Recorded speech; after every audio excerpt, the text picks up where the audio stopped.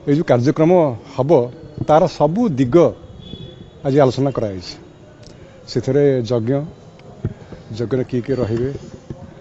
वेदपाठ के जन रे नाम यज्ञ संकीर्तन हम से कथा गोटे कार्यर सबू दिग आज आलोचना कराई ये प्रस्ताव जीव श्रीमंदिर मैनेजिंग कमिटी को जीव अनुमोदन लाभ कले कार्यान्वित हम यह कथा 108 गोटे पूर्णतावाचक संख्या तेणु 108 ब्राह्मण यज्ञ यज्ञ एवं वेदपाठ ये समस्त कार्य एभली कि परिचर्या मध्य सबू परिचर्या करने समस्त को लेकर 108 व्यवस्था है।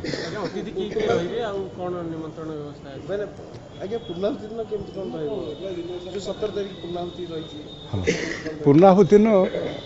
प्रथम कथा हूँ से दिन ये आसवे किए जगतु शंकराचार्य आसवे तांकर जो पारंपरिक पादुका पूजा विधि अच्छी गजपति पादुका पूजा करेंगे जहाँ जहाँ स्वागत पर जहाँ करा तापर ये आसवे कि से जदि आसवे मुख्यमंत्री आसपारती आ किए आसपारती जो मैंने आसवे ये समस्त को लेकर ये कार्यटी गोटे अत्यंत भव्य कार्यक्रम हम ये विश्वास मोर रही। नीलाचल निवासाय नित्याय परमात्मने बलभद्र सुभद्राभ्याम जगन्नाथाय ते नमः। परम कारुणिक श्री जगन्नाथ महाप्रभु दयारु तांकर जो आमर परिक्रमा मार्गटी हाथ को नि तार बर्तमान शेष समय उपस्थित से कार्यटी को लोकार्पण करने गोटे आनुषंगिक प्रतिष्ठा कार्य करा पूर्व आलोचना होता आज समस्त कमिटी की आज संकीर्तन कमिटी एवं वेदपाठ कमिटी यज्ञ कमिटी तीन कमिटी को बसी गजपति महादेव अध्यक्षतार से विषय आज पुंखानुपुंख भाव में आलोचना करागला एवं समस्त को विभिन्न प्रकार दायित्व दिगला एवं ये समस्त जेजार मत अभिव्यक्त कले कौ भाई भाव में कौ कार्य कर समस्त कार्य को आगामी परिचालना कमिटी पकिया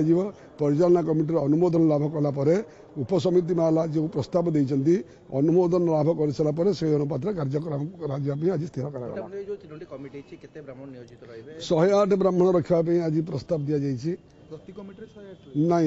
आमर इथर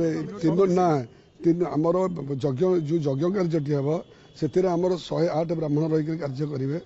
गत थर टे कम ब्राह्मण थे ताठू टी ब्राह्मण संख्या बढ़िया एवं जो संकीर्तन हम से 100 जन रही संकीर्तन करेंगे एवं आउ जो वेदपाठ जो रहा वेदपाठटा आमर जो 108 ब्राह्मण रोचंती भितर 60 जन रोचंती वेदपाठी तेणु हाँ वेदपाठ हो 60